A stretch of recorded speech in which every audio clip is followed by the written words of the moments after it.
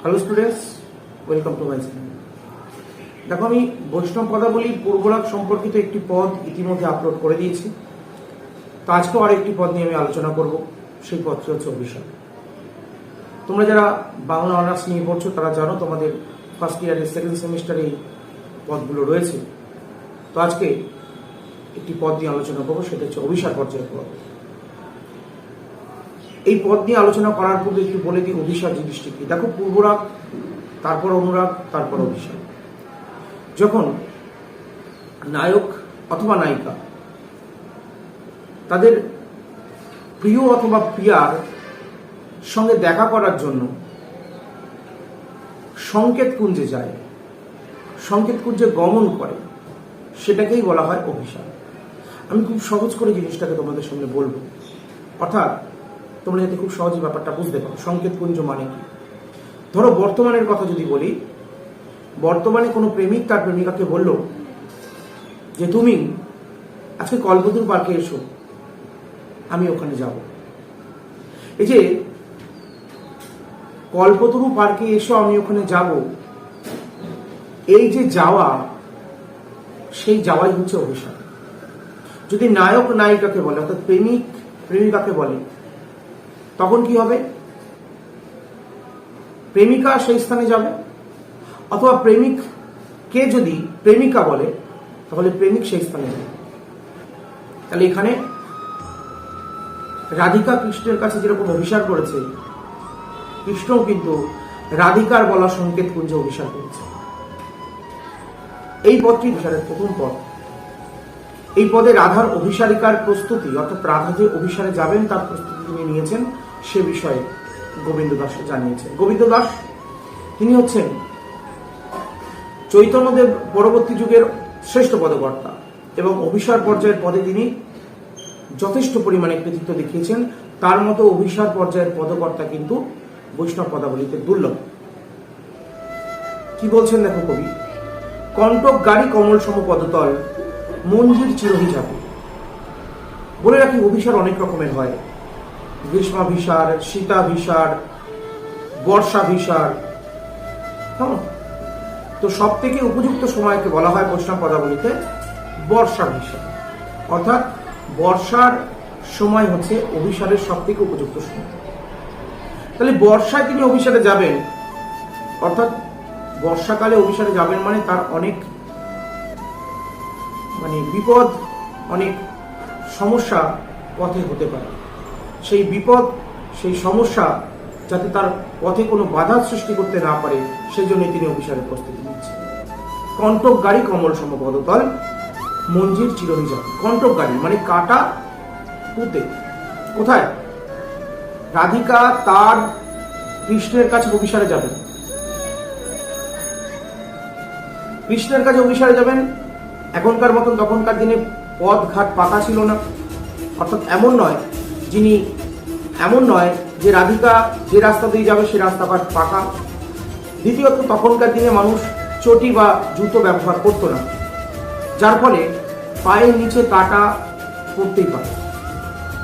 একেতে বর্ষাকাল, দ্বিতীয়ত তিনি যখন যাবেন অবশ্যই দিনের বেলায় তিনি যাবেন না।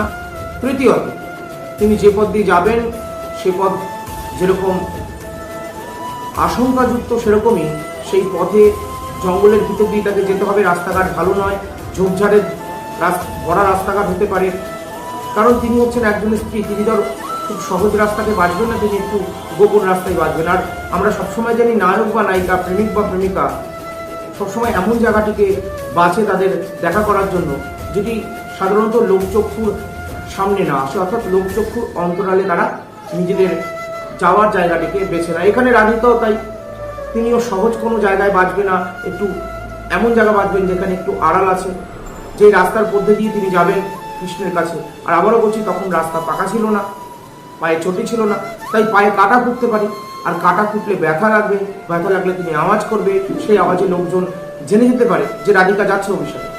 যাতে তার সেই রকম রাস্তায় বিপদে পড়লেও যাতে তার মুখ দিয়ে কোনো রকম টু শব্দ না বের হয়, সেজন্য তিনি কি করছেন? কণ্টক গাড়ি কমল সম পদতল, মঞ্জির চিরহিজাবে। অর্থাৎ তিনি রাস্তার মধ্যে আগে কাটা ফেলে দিয়েছেন, কাটা গেড়ে দিয়েছেন, তার পদ্মের মতো নরম পা, তার উপর দিয়ে তিনি হাঁটছেন। কেন হাঁটছেন?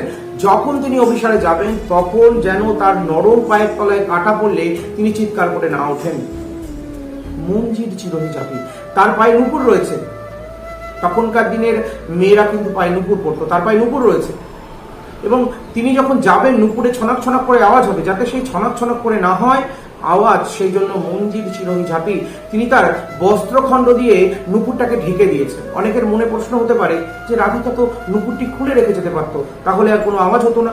সমস্যা হচ্ছে সেখানে, রাধিকা একজনের স্ত্রী, এক বাড়ির বউ তিনি। এবার তিনি যদি তার পায়ের নুপুর খুলে কোথাও যান, শাশুড়ি মা সন্দেহ করতে পারেন বৌমা কোথাও গেছে। যাতে শাশুড়ি সন্দেহ করতে না পারে সেজন্য তিনি পায়ের নুপুরটি খোলেননি, তিনি সেটিকে কাপড় দিয়ে, বস্ত্র দিয়ে ঢেকে দিয়েছেন, যাতে যখন তিনি চলবেন আওয়াজ না হয়। তাহলে কাটা ফেলে দিয়েছেন উঠোনে, কাটা ফেলে তার উপরে নরম পা দিয়ে হাঁটছেন, এবং তার সঙ্গে সঙ্গে তার নুপুরকে তিনি চেপে হাঁটছেন। গাগরি বাড়ি ধারি করি পিছল, চলো তো পিছল। তিনি কলসি করে, গাগরি মানে কলসি, গাগরি বাড়ি ধারি করি পিছল, তিনি কলসি, বাড়ি মানে জল, কলসি দিয়ে উঠোনে জল ফেলে দিয়েছেন এবং উঠোনটাকে পিছল করে দিয়েছেন। চলো তুই অঙ্গুলি ছাড়, তার মধ্যে দিয়ে তিনি আঙুল চেপে চেপে হাঁটছেন। আগেই বললাম তখনকার দিনে রাস্তাঘাট ছিল না, পাকা কর্দমাক্ত রাস্তা। দেখো তোমরা যারা জানো তো জানো, যারা জানো না বলে রাখি, কর্দমাক্ত রাস্তায় হেঁটে চলা অত সহজ নয়। অর্থাৎ রাস্তা যদি কাদা যুক্ত হয়, সেই কাদার মধ্যে পিছলকে পড়ে যাওয়ার একটা ভয়ভীতির সম্ভাবনা থাকে। যারা কর্দমাক্ত রাস্তায় চলাচল করে তাদের ব্যাপারটা ঠিক আছে, যারা চলাচল করে না তাদের ক্ষেত্রে কিন্তু জিনিসটা অত সহজ নয়। তাই রাধা যখন অভিসারে যাবেন, তিনি বর্ষাকালে যাবেন, তো রাস্তা কর্দমাক্ত হবে। তো যাতে সেই কর্দমাক্ত রাস্তায় তিনি পড়ে না যান, সেজন্য তিনি আগে গিয়ে উঠোনে জল ঢেলে উঠোনকে পিছল করে নিয়েছেন এবং পিছল করে তার মধ্যে দিয়ে হাঁটছেন, যাতে যখন সেই পথ দিয়ে যাবেন তখন তিনি খুব সহজেই তার মধ্যে দিয়ে হাঁটতে পারেন এবং যাতে পড়ে না যান। মাধব অভিসারে তিনি কেন করছেন প্রস্তুতি?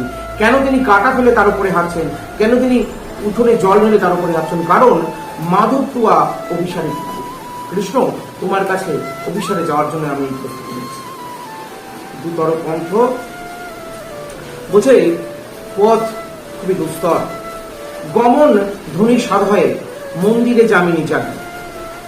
বলছে পথ হচ্ছে খুবই দুস্তর, রাধিকা কৃষ্ণের কাছে যাবেন, সেই পথ খুব দুস্তর। আর সেই দুস্তর পথ তিনি কিভাবে পাড়ি দেবেন সেটাই তিনি ঘরে সাধনা করছেন। অর্থাৎ তিনি তার প্রস্তুতি নিচ্ছেন। সাধনা করছেন মানে তার ওই যাওয়ার পথের সাধনা করছেন, যাতে তিনি খুব সহজেই কৃষ্ণের কাছে পৌঁছতে পারেন, কোন রকম পথে বাধা বা বিঘ্ন তার পথ আটকাতে না পারে। তারপর কি বলছেন? করযুগ নয়নে মুদি চলু ভামিনী তিমির ভয়ানক আসে। রাধিকা তার হাত দ্বারা, করযুগ নয়নে মানে হাতের দ্বারা, মুদি চলু ভূমিনী মানে তিনি তার হাতের দ্বারা, মুদি চলু মানে চোখ বন্ধ করে দিয়েছেন, ভূমিনী হচ্ছে এখানে রাধিকা, যুবতী নারী। তিনি চলছেন, কেন চলছেন? তিমির ভয়ানক আসে, অর্থাৎ আধার রাত্রে যখন তিনি তার পথ দিয়ে পাড়ি দেবেন কৃষ্ণের কাছে, তখন যেন সেই অন্ধকার তার পথকে আটকাতে না পারে। এমন সেই অন্ধকারের বাধাকে কাটানোর জন্য তিনি নিজের চোখের সামনে অন্ধকার করে নিচ্ছেন, দু হাত দিয়ে চোখকে ঢেকে, যাতে যখন তিনি কৃষ্ণের কাছে যাবেন কোন রকম অন্ধকারও তার কাছে বাধা বা প্রতিকূলতা সৃষ্টি করতে পারবেন। তারপর বলছেন কর কঙ্কন পণ ফণি মুখ বন্ধন শিখয় ভুজুগ করু পাশে।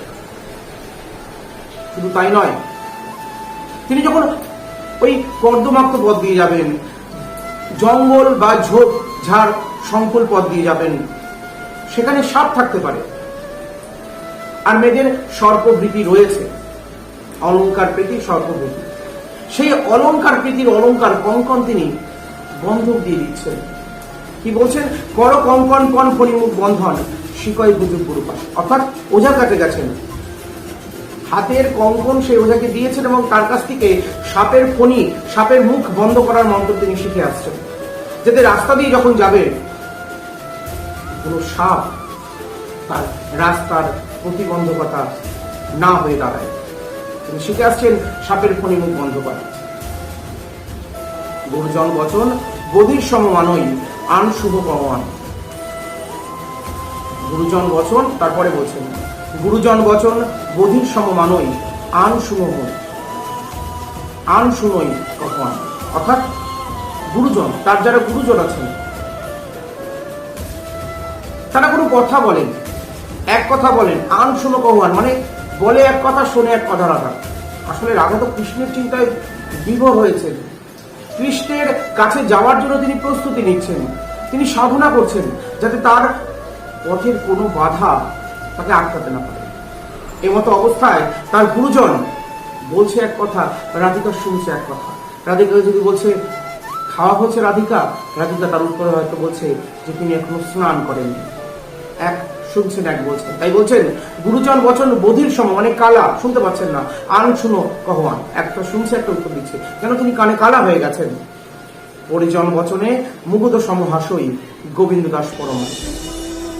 এবং পরিজন, বাড়ির আত্মীয় পরিজনরা তাদের রাধাকে যাই বলুক না কেন, রাধা তাদের কথা শুনছেন না। রাধা কৃষ্ণের চিন্তায় বিভোর। পরিজনদের কোনো কথা, পরিজনদের কোনো নিন্দা, পরিজনদের কোনো উপদেশ তার কানে হয়তো যাচ্ছে না। তাই তিনি বলছেন পরিজন বচন মুগ্ধ সমহাসই। তিনি পরিজনের বচন শুনে হাসছেন কেবল, বোকার মতো। তিনি বোকার মতো হাসছেন। তারা ভালো বলছে কি মন্দ বলছেন সেটা রাধা তার কানে পৌঁছচ্ছে না। তিনি বোকার মতো হাসছেন। গোবিন্দ দাস পরমা, গোবিন্দ দাস বলছেন যে আমি তার প্রমাণ। আত্মীয়রা কোনো কথা বললেও রাধিকা সেই কথার কোনো উত্তর দেন না, কেবল বোকার মতো হাসে। এই হচ্ছে অভিষেক পূজারী। আশা করি বুঝতে পেরেছে। ভিডিওটি ভালো লাগলে অবশ্যই চ্যানেলটিকে সাবস্ক্রাইব করে দিও, লাইক কমেন্ট করে দিও, আর বন্ধুদের মধ্যে শেয়ার করো। ভালো থেকো, সুস্থ থেকো, দেখা হবে পরবর্তী ভিডিও।